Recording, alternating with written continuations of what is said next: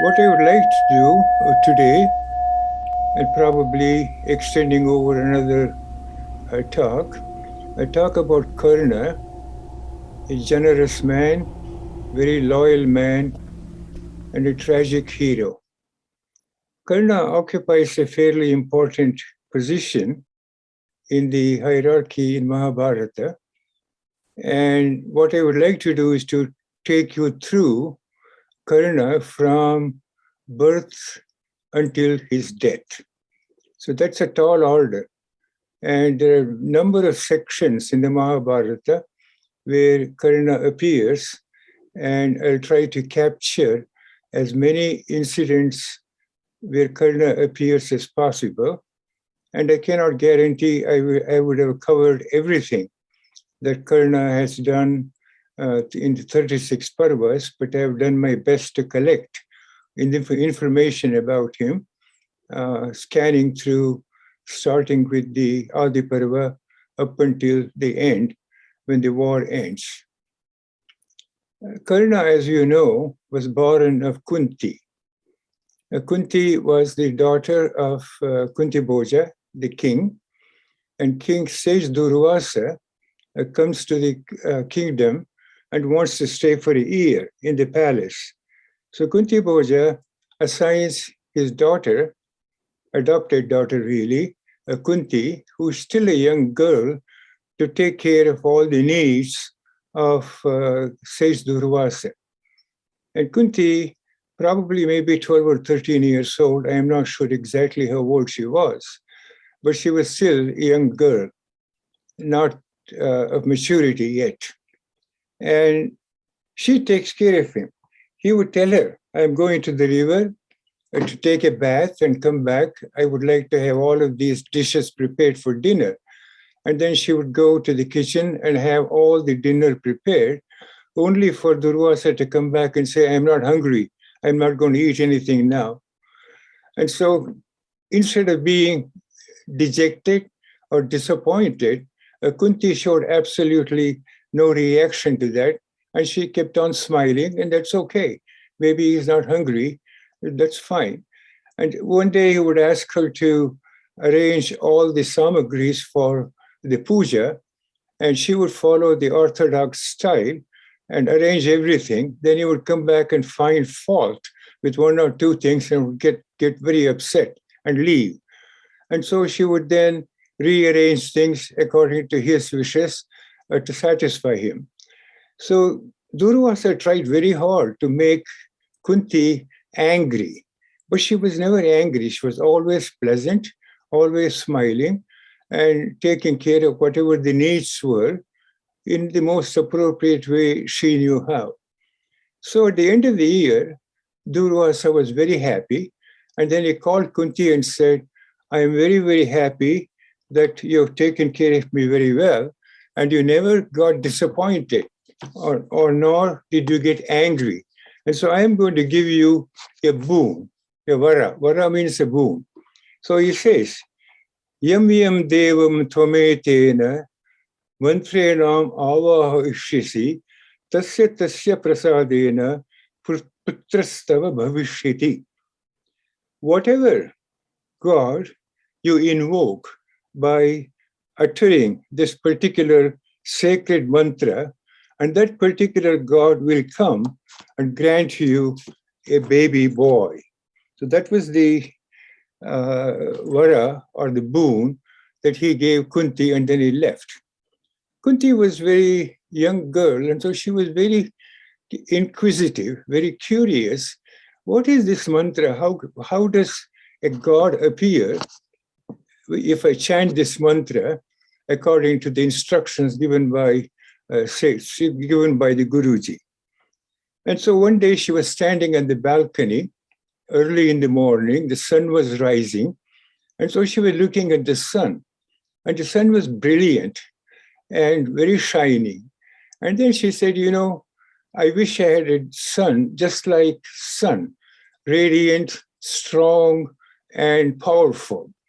And so she then uttered that mantra, and God's sun God appears before her and says, you have invoked me. I would like to fulfill your desire. Then she gets very upset, very afraid, and she says, "Oh, sun god, I was just trying to test whether this mantra would work or not. I really don't need anything now from you. Please go back." And sun god reminds her that say Durvasa's vara, or the boon, cannot be taken back, and there's no way that he can go back. Then she said, "I'm only a young girl. It would upset everybody. My father will have a bad name if I have a child. And so please go back." Then Surya assures her, I will have you bear a son, and it will not leave any scar on you. In other words, you still retain your virginity. And so he blesses her with a son, and that's how the son was born.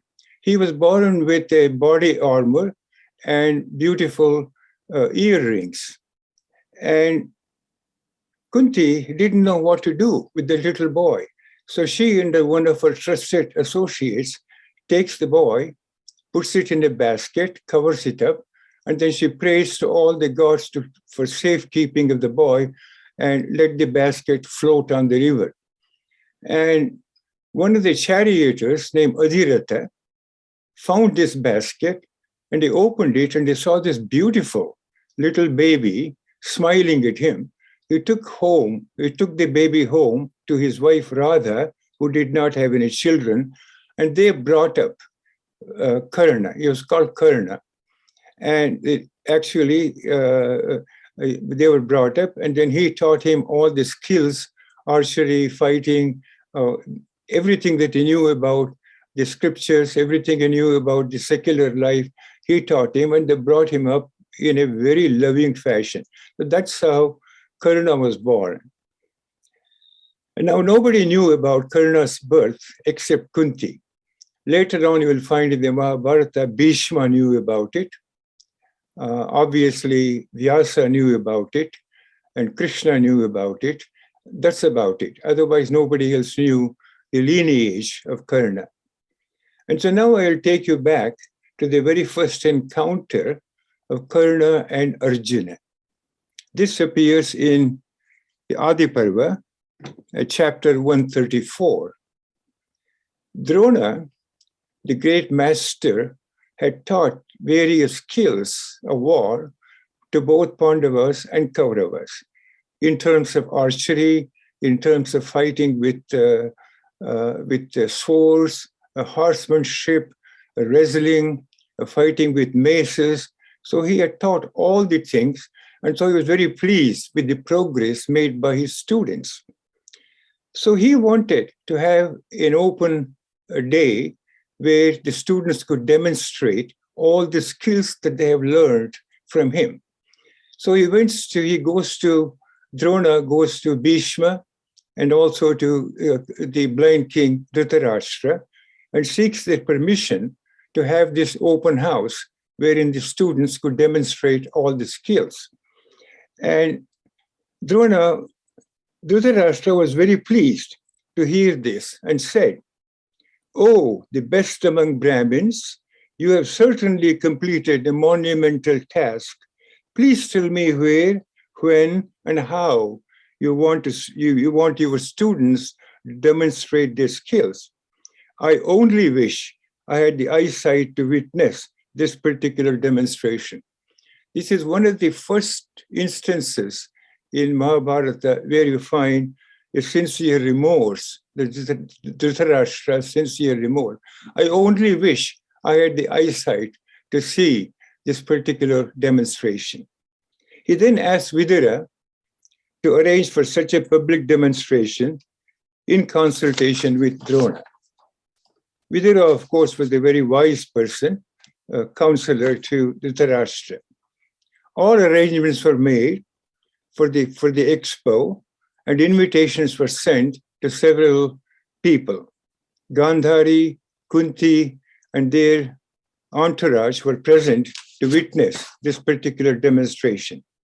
Within a short time, the arena was filled with people who were eager to watch the demonstration. So there was the bleacher for ordinary folks. There was a bleacher for the invitees, various kings and other dignitaries. Then there was a bleacher for Dhritarashtra, Gandhari, Kunti, and all the other royal personages. And so there was a huge uproar, tremendous uproar. Dhritarashtra said, tell me, Vidura, what's going on? What is all this noise about? Oh, king, the people are very excited. And so they are hailing and waiting anxiously for the demonstrations to start. And so that's why they're cheering and cheering. Soon after, Drona enters the arena and he offers prayers to the gods for a successful event. This is very standard practice that you find in Mahabharata over and over again. Before you start any particular function of importance, you always pray to gods for successful outcome of that particular event. The aides for the king brought knives, maces, bows and arrows, and other instruments needed for the event. As soon as the archery demonstration started, several spectators who ducked their heads because they wanted to avoid the arrow that was buzzing through in front of them. The princess demonstrated the art of chariot riding, archery, mace fighting, and other skills that they had learned from Drona. Bhima and Duryodhana regaled the spectators with their mace fight. It appeared as though they were in a real fight rather than a mere demonstration of their skills. And as you know, Duryodhana and Bhima were arch enemies. They didn't like each other at all. Vidura was explaining to Dhritarashtra, Gandhari, and Kunti what was going on in great detail. The mace fight between Bhima and Duryodhana was getting pretty ugly, pretty serious, and the spectators were cheering loudly, and this gave more impetus for the two of them to intensify their fight.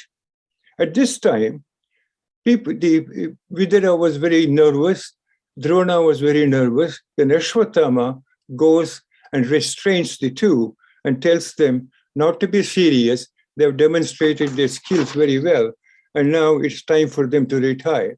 And so Bhima and Duryodhana, both of them go back to their respective places. Drona then asked the musicians to stop playing and address the crowd. Oh, good people who have assembled here, please await the entrance of Partha. He is more dear to me than my own son. Indra's son Arjuna is equal to Indra's brother Vishnu. He is the foremost expert in the art of archery. So he calls Arjuna Partha. Arjuna, as you know, had many names. Arjuna Phalguna Partha, Kiriti Shweta Vahana, Bhibhatsu Vijaya Krishna, Savyasachi Dhananjaya. So these are the 12 names for Arjuna that he himself explains later on in Mahabharata, later on. So as soon as Arjuna entered, the crowd roared and began to talk about what they had heard about Arjuna's qualifications, his prowess. Kunti heard all this talk about her son, and tears flowed from her eyes. Of course, only Kunti knew at this time Arjuna was a very famous archer. Dhritarashtra could only hear all the din and not clear words that were being spoken. He asked Vidura, why is there so much of excitement and noise? I hear the roar, and it is comparable to the roar of an ocean. What's the reason for this great noise, O brother? Vidura says, O king, the audience is cheering the entrance of Pandu's son, Arjuna. Dhritarashtra was very pleased to hear this. Before Arjuna began his demonstration of archery, he offered his obeisance to his teacher Drona and then started showing his skills. So he would fire one arrow after the other at a target at such rapidity, the spectators could only see as one strong, long arrow rather than a string of arrows. So it was boom, boom, boom, boom, boom. It was so good. And he would also string the bow with his left hand, he was ambidextrous, Savyasachi, and then he would again demonstrate his skill. Then they had many targets that were moving in a random fashion. And then at the sound of saying fire, Arjuna would string the bow and shoot an arrow. It would hit the random target perfectly on the nail.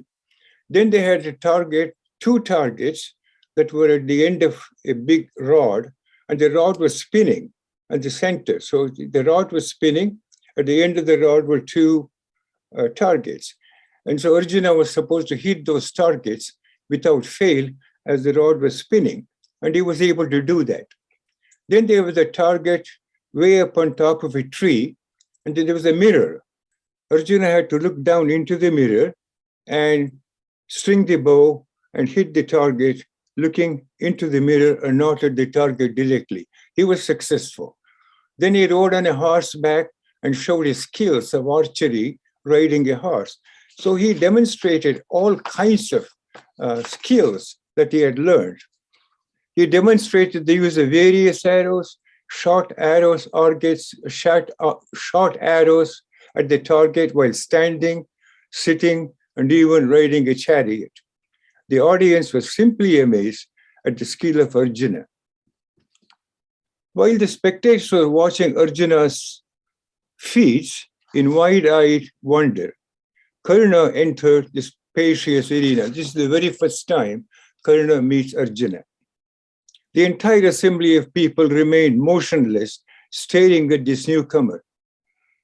A long, strong body, face as shining and bright as the sun. Curious to know his name, they asked one another in agitation, "Who is he? We have never seen him before. Who is this guy coming in? He appears to be so strong, with appear very muscular. He also has a radiant face. We want to know, who is he? Who is he?" Curious to know his name, they asked one another in agitation. So they whispered, went around, but nobody knew who he was. Then in a voice deep as thunder, Karna said to Arjuna, "Oh, Arjuna, I shall repeat before these spectators all that you have just done. Do not be surprised and do not be arrogant." Thus challenged, Arjuna was abashed and angry, but Duryodhana was touched with affection for the challenger. Duryodhana, had harbored enmity towards Pandavas for a long time, and he knew Arjuna was one of the greatest archers. And now the Karna has come in and has challenged Arjuna. Duryodhana harbored in his own heart, "I hope Karna meets the challenge and he can be my friend." With the permission of Drona, which is a sampradaya, the powerful Karna, ever fond of battle, duplicated all the feats that Arjuna had displayed a little earlier, with absolutely no mistakes. Thereupon, Duryodhana, with his brothers, embraced Karna with joy and spoke to him thus, "O mighty hero, welcome to you. Your arrival is our good fortune. The entire Kuru kingdom and I are at your service." Karna replied, "I desire only your friendship. My other wish is to duel with Arjuna." Arjuna then rose and approached Karna and said, "Karna, I will reserve a place for you in that world where uninvited and meddlers in conversations go. I will dispatch you with speed to that faraway world. Beware." So Arjuna is warning Karna that he is intruder. He is a meddler in what was going on, and intruders and meddlers simply should not be tolerated, and he will send him to wherever he should belong. Karna smiles and said, I won't read the Sanskrit verses. "Partha, this arena is built not for you alone. This is built for all those who are experts in archery. Kings gain fame by their strength only. Dharma follows physical strength. What is the use of mere idle talk that is sign of weakness only? Right in front of your teacher, I can sever your head in a trice. At least until that time, string up your bow and arrow and talk through them. Do the talking with your bow and not through your mouth. Not idle talk, but action. So Karna was very forceful in replying to Arjuna. Is there any wonder if a hero gets exceedingly angry hearing such words? Dharmaraja and Bhima went to Partha, embraced him, and encouraged him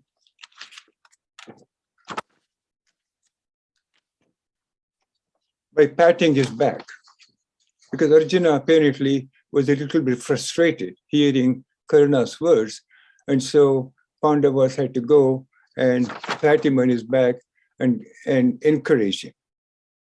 With the permission of his teacher Drona, Arjuna was ready to face Karna. With that encouragement of Duryodhana and his brothers, Karna too was ready to face off. So the two of them, for the first time, wanted to have it out, one-on-one. Let us see who is the best. The Kripa, who is the original Robert Rules, master of Robert Rules, he knew all about the appropriate procedures to be followed before two of them could face off each other. So Kripa said, "O mighty hero, tell us about your father and mother and the royal line which you adore. Arjuna is the youngest son of Kunti and belongs to Kuruvamsha. It is only after knowing your lineage that Arjuna can decide whether or not to fight with you." So here is a very interesting aspect from Mahabharata that we see even in today. For example, we have in invitees for social occasions, the A list and the B list, C list. People, if you invite all the A-listers, the tradition is, protocol is not to invite any B-listers. Then if you have my own personal experience in this hierarchy came to focus when the dean once asked me to assemble a group of advisors to the college from industry. And then I talked to one of my students who had risen to the position of vice president of research at one of the local companies.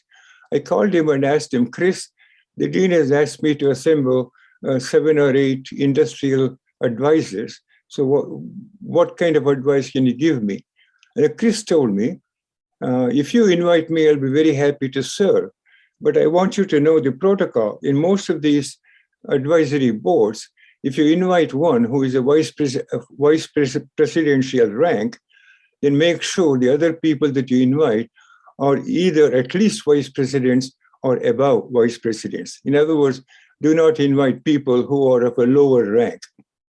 So I told the dean, he told me that I should not invite anybody who is lower than a vice president.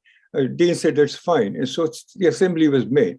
So that is kind of a protocol. I didn't know about that, but apparently people feel comfortable with their own rank. So all the VPs or equivalent to that rank were on the committee. So we have the social distinctions. We have this distinction in inviting people and so on and so forth. And so royal prince should not fight with one of a lower lineage, said Kripa. Here in Kripa, Karna was crestfallen. The clever Duryodhana saw the disappointment on Karna's face and said to Kripa, "O preceptor, it is said that royalty may be claimed by 3 classes of men, namely, by a person of noble birth, by a hero, and by a leader of soldiers. Heroism and leadership are abundant in Karna, and there is no reason for you to question his lineage." Arjuna is unwilling to engage in a duel with one who is not a king. "Well, I shall install Karna at once as the king of Anga." Having said this, Duryodhana did not wait to hear from the elders about their opinion on the decision that he took. His chief aim was to go ahead with the duel and see Arjuna humiliated and destroyed. He also worried that if too much time elapsed, the duel might never take place. Without delay, the mighty car warrior Karna was seated on a throne and crowned as the king of Anga by those learned in the rites, with unhusked rice, flowers, water paths, gold, and much wealth. When the cheers subsided, Karna said to Duryodhana, "What can I give you compared with what you have gifted me, which is the kingdom? O great king, I shall do your bidding." Duryodhana replied, "I do not need anything else but your friendship only." Karna then said, "So be it." And they thereupon joyfully embraced each other and felt very happy. This is where Karna's loyalty to Duryodhana begins. And there are several instances I'll tell you later on where people of power, people of some means, have tried to shake Karna's loyalty, but nobody could shake his loyalty. He was totally loyal to Duryodhana. Daiva is such that it does not allow either happiness or sorrow to stay for a long time. You're happy one moment, you're sorrowful the next moment, and it does not stay for a very long time. Karna became the king of Anga totally unexpectedly. It was but natural that he felt great happiness. Without having to announce his lineage, he had gained the kingdom. What the work of fate.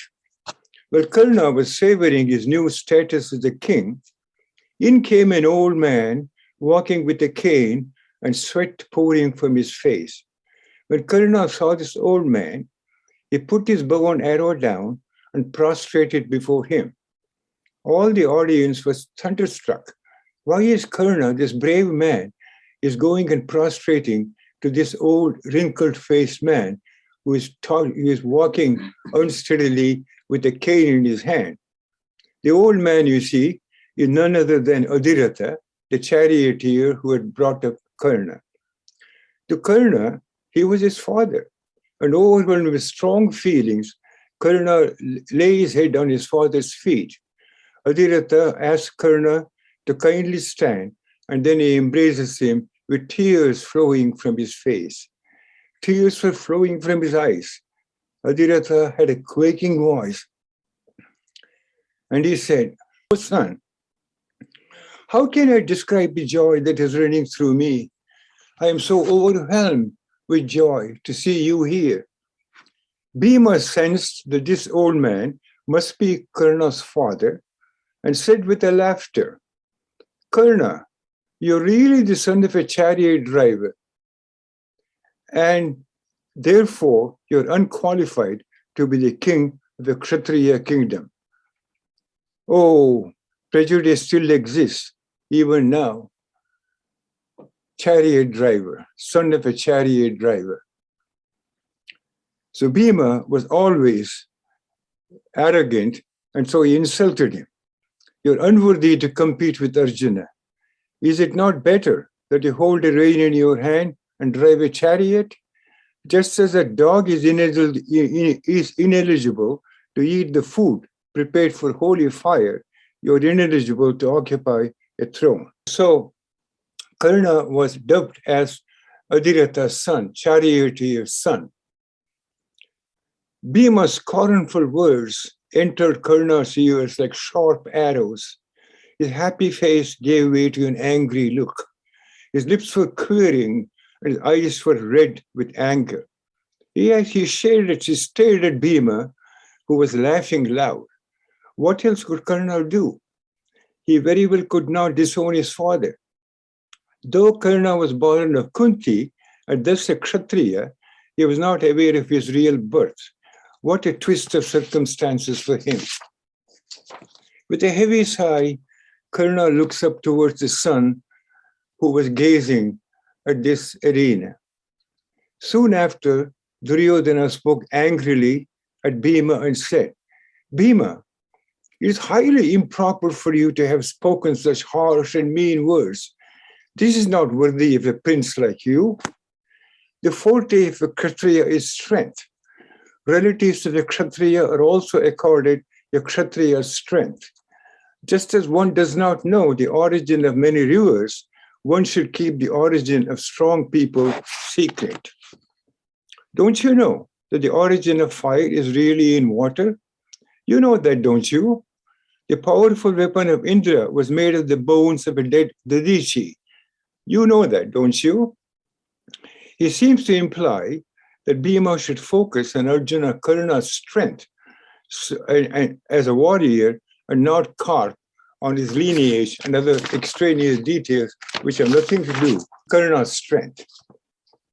Even to this day, the parentage of great Shanmukha remains a secret. Some say that he is the son of Agni. Some say he is the son of the stars. Yet, others opine that he is the son of Rudra or Ganga. But has anyone spent their whole life investigating this? His fame has been solely due to his valor. Further, there are illustrations to show that people born of low caste have attained status exceeding that of high-born. This is one of the things that Karna has to go through. He has been dubbed as the son of a charioteer, and he has not been accorded the status that he deserves as being a very strong man, a very strong warrior, equal to that of Arjuna. There was a case I read a long time ago. There was a Dalit who became the president of India. His name was Dr. K.R. Narayan, and extremely qualified. He was very fluent in many languages, and he was extremely well read. He knew all about the scriptures, and nobody could have found somebody who was better qualified than him. One day, apparently, he was talking to one of his friends and said, you know, even though I have all the qualifications to occupy this post, I still hear people say, you're here because you're a Dalit. So that is a burden that one carries all through their lives. In spite of the fact that they can prove that they have done, people will not accept it. A woman works very, very hard in a company to rise up to the rank and finally becomes a CEO. The worst go around, oh, she got the CEO because she's a woman. So the women also are not given the due respect they deserve because they have shown that they are powerful, they're capable of making decisions, and they're very strong leaders and compassionate and kind. But that sort of thing of mentality has to go away. That has never gone. So what do? You have to prove yourself over and over and over again to overcome the stigma of your birth, the stigma of your race, the stigma of your lineage. This is the problem that Karna has faced, and he continues to face this problem over and over and over again. Though born in a Kshatriya caste, Vishwamitra was considered as a great Brahmin. He also attained the supreme title of Brahmarshi. What is the birth story of the teachers Drona and Kripa? Did you know that Drona was born out of a water pitcher? Did you know Kripa was born out of a bunch of grass blades? Is there any debate about their birth, family, etc.? You never talk about that. You never talk about their family. You never talk about their birth. You simply accept them because of who they are. I know your family lineage very well. There is no need for you to know the parentage of brave warriors. If you look at Karna's prowess, he is definitely not the son of a chariot driver. Do you think the doe can stop this ferocious tiger cub? Do you think that the doe can give birth to a ferocious tiger cub? Remember this verse, what Duryodhana says. A doe cannot give birth to a ferocious tiger cub. And if you think about it, it gives you a little hint. Maybe Duryodhana suspected that Karna was not really the son of the charioteer, but he is of a royal lineage. If he's a Kshatriya of a strong lineage. That's why he says, Do you think a dog can give birth to a tiger? You may even ask if such a man can really be born in the usual sense. Again, remember, Karna was not born in the usual sense. He was born of the union between the sun god and Kunti in a very special way, called virgin birth, very special way. So here again, Duryodhana may have had an inkling that Karna was not really a son of a charioteer, but really of a different lineage. I have no doubt that Karna is perfectly eligible to be the king, not just of Anga, but the whole world. The crowd began to debate the relative strengths of these two brave warriors. Unfortunately, at that time, the sun started setting, and by the rules of the engagement, the whole thing had to be shut down for the day. And so there was no duel between Arjuna and Karna on that particular day. That has to wait for a later day. So then Pandavas went back to their home, and Kauravas went back to their home. Bhishma, Drona, Kripa, and others went back to their respective homes. Kunti was a witness to all of these and surmised from the proceedings that the child born of son that she had abandoned was surely the handsome Karna, and she was delighted. But she could not share the secret with anyone. Having gained Karna as a friend, Duryodhana felt that he was no longer afraid of Arjuna. Look at Kunti's anguish. She would like to demonstrate which mother would not like to stand up and cheer up. Oh, come on, my son, you've done such a great job. But Kunti was tied. She could not say anything. And so she suffers internally for a long time until she meets Karna again, until his identity is known. She keeps that secret inside of her. And that would be very hard for a mother to see the child succeed so well in life, but not be able to take part in the joys and happiness that evokes. So that is the story of Karna's first meeting with Arjuna. And it's an interesting story. What do we learn from that particular story? We learn that lineage is very important. If two people of similar rank are eligible to fight with each other, if one of them is inferior to the other, he is not eligible to fight, even though he has all the prowess. So this prejudice that existed then continues to exist even today. Not in my own field, in many other fields in life, this prejudice continues to exist, and that is a sad state. So that's one thing we learn from that. Second thing we learn is that Duryodhana, who desperately wanted to defeat the Pandavas to show their place, get rid of them, recognizes Karna's strength. He is the only one who immediately recognizes Karna's strength and wants to have him as an ally, as his friend. And he also seems to have extrasensory perception that this particular person is not a charioteer's son.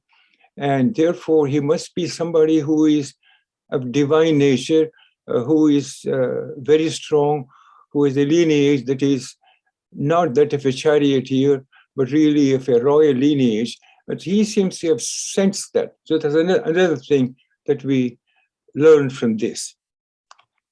And we now turn to Udyoga Parva in chapter 140 through 143. It's a dialogue between Sri Krishna and Karna. Just to give you the background, all efforts to bring peace between Kauravas and Pandavas have failed. Pandavas have successfully completed their vanavasa, and there was nothing that anybody could do to stop this war. Duryodhana still refuses to share the kingdom with the Pandavas. And so war is almost inevitable. It seems like fate is pushing everybody towards war. All the peace talks have broken down. Vaishampayana tells Janamejaya, remember, Mahabharata's story is all about Vaishampayana's narration to Janamejaya. Dhritarashtra had heard about the conversation between Krishna and Karna when the two were going in a chariot. He was curious to know about this dialogue and hence asked Sanjaya the following. Dhritarashtra says, Sanjaya, isn't it true that Krishna took Karna in his chariot quite unexpectedly? To gain Karna to the side of Pandavas, what sort of words did Krishna use? I am anxious to know the details of their conversation. Sanjaya said, O Maharaja, I'll gladly relate to you the sweet words spoken by Krishna. Krishna's words were deep in meaning, courteous, righteous, truthful, and attentive. Krishna says, Karna, Radheya, another name for Karna is Radheya, son of Radha, you have served with respect. You have served with respect several Brahmins. Without a trace of jealousy in your heart, you have listened attentively to their teachings. Therefore, you are well learned in the fundamentals of Dharma. You are aware of all the nuances of the teachings of Dharma. A child born out of wedlock is called a kanina. Kanina means a child born out of wedlock. If a woman gets pregnant before marriage and gives birth subsequently after marriage, such a child is called sahoda or sahoda. For the birth of a kanina or sahoda, anyone might have been responsible. But the one who marries such a woman is called the father of the child, according to the Shastras. You know about these things, don't you? Krishna said, Karna, you are a kanina, born out of an unwed girl. After she gave birth to you, she married Pandu. Kunti marries Pandu after Karna was born. Thus, according to the Dharma Shastra, you are the son of Pandu. Accordingly, you have the right to assume the throne. Come with me and I'll crown you as the king. On your father's side are the brave Pandavas. On your mother's side are the equally brave Vrishnis. Consider both as belonging to your side. Both will follow your words and conduct themselves according to your guidance. The Pandavas are coming to the city of Upalavya to see me. Let them come to know that you are the son of Kunti and the eldest of Pandu's children. As soon as they come to know of this, I can assure you that they will bow before you with all respect. Not only this, all the other kings who are allies of the Pandavas will also offer their respects to you. May the great Brahmin Dhaumya perform a fire sacrifice in connection with your coronation. May this great teacher perform your coronation ceremony.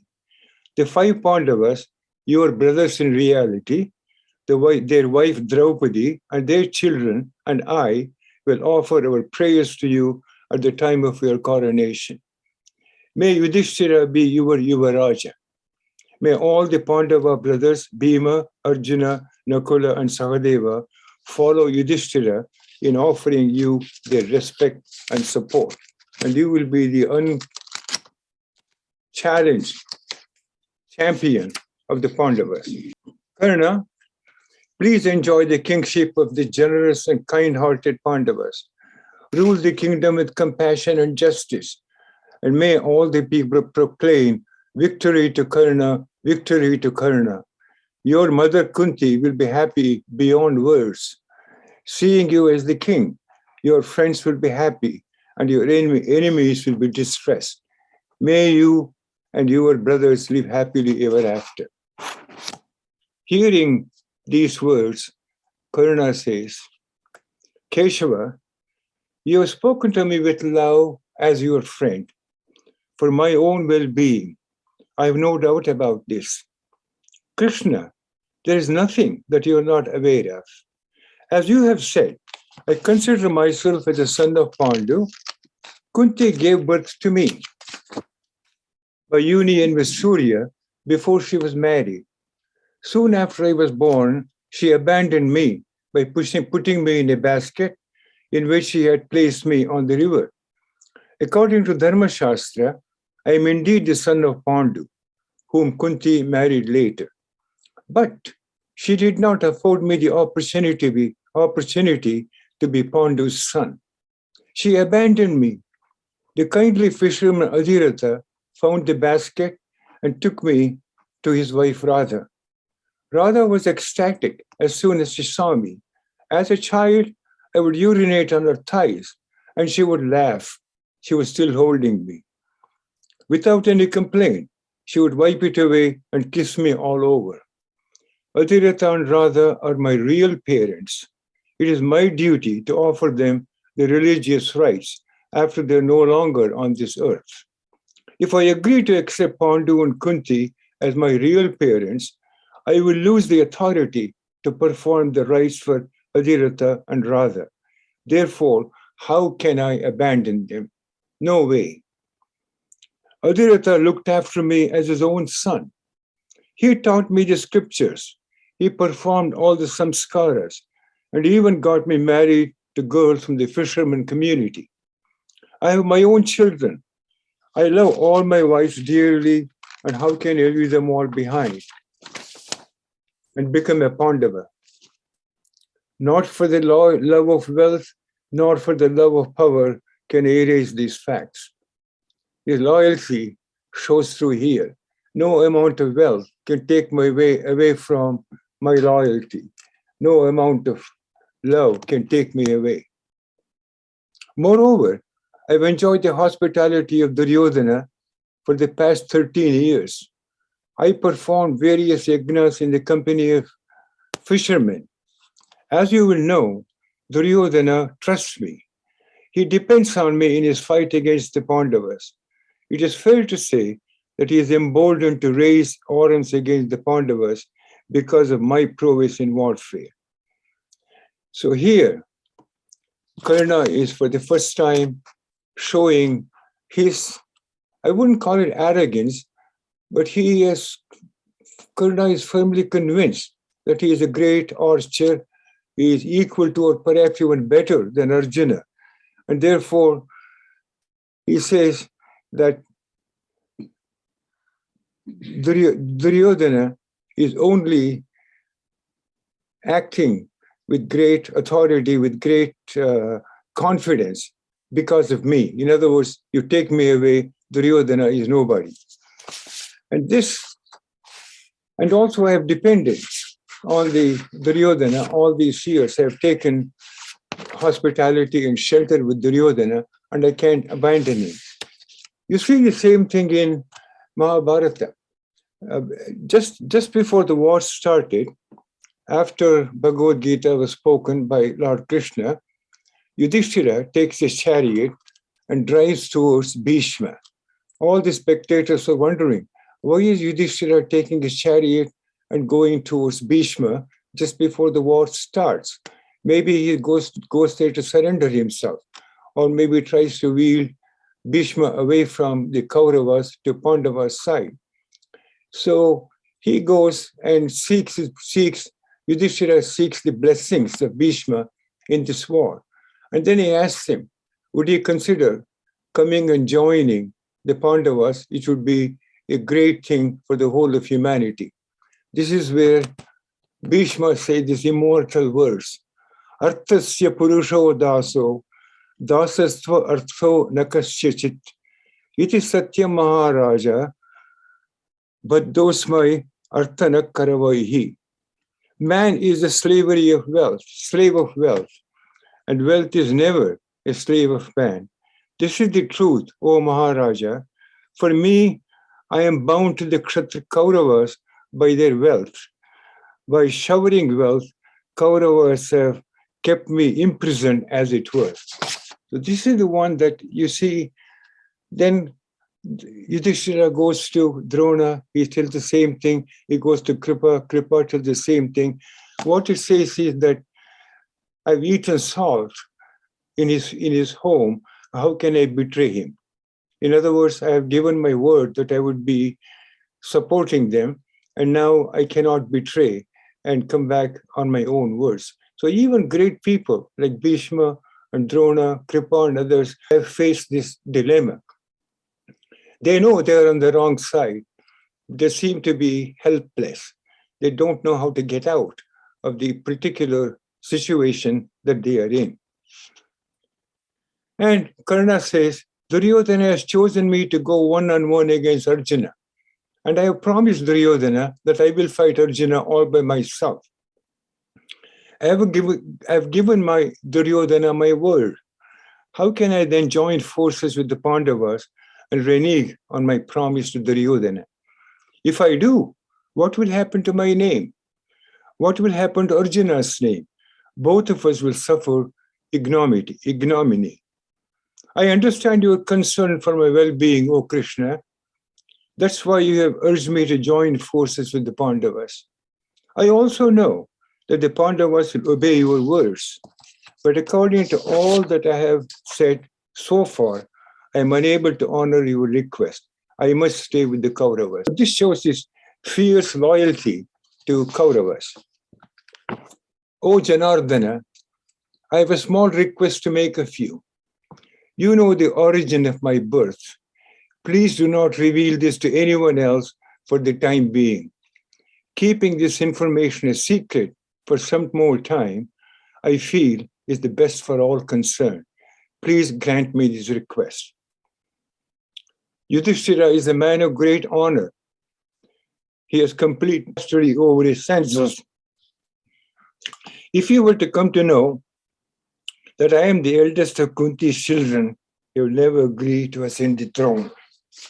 If I agree to your request and the Pandavas crown me as their king, I can assure you I will immediately hand over the kingdom to Duryodhana. A situation not agreeable either to you or to me.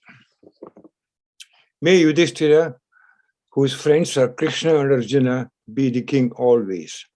Krishna, I am repenting for one thing that I have done. In order to please Duryodhana, I have spoken ill of the Pandavas and am now repenting for this. It shows a real humanity here. Krishna then talks about the destruction of the upcoming war and that Krishna and Kshatriyas will be totally loose.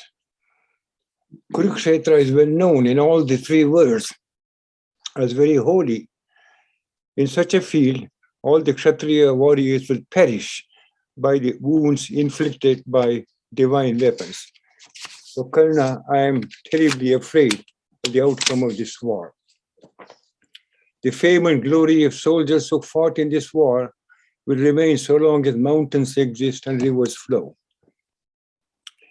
Keshava, please do not reveal the secret of my birth to anyone. I am pleading with you again and again and again. Please bring Arjuna to fight with me. And my own life's ambition has been to fight with him. And please do not come in the way of that. Sanjaya says, continues and tells, Maharaja, Krishna smiled gently and hearing the words of Karna, then he says the following. Karna, I told you the secret of gaining a kingdom, but you are not willing to accept the kingdom. I assume that you are not interested in ruling the kingdom that I am proposing to you. Know that the Pandavas will emerge victorious in the war. There can never be any doubt about this at any time. I can already see the Hanuman adorned flag flying high on Arjuna's chariot. There's another story of why Hanuman's flag is on Arjuna's chariot. Very interesting story. As if by divine magic, I can see this flag grow into enormous size. When you face Arjuna, whose chariot I will be commanding, there will not be three yugas, Treta, Krita, or Dvapara.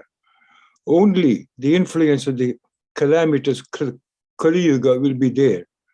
When you see Yudhishthira on the battleground, only the influence of the Kali Yuga will be present. It's going to be a bloody war. Mark my words. I want you to tell Drona, Bhishma, Kripa the following. This month is a pleasant month. There is abundance of food and wood for all of us. All the trees are filled with fruits. The ground is not soggy. There are no mosquitoes in the air. The water is sweet. The weather is neither hot nor cold. In another 8 days, the whole world will go to hell. Karna shares his fear, but there's nothing he can do. I'll stop here. And Karna clearly declines Krishna's offer. Prasanna, thank you so much for sharing these rich details of Karna's life with us. It's lovely to be reminded of all the twists and turns of his life.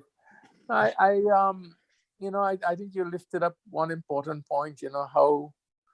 How deep the psychological pain of rejection in a child can go, and how it manifested in his case, in the desire to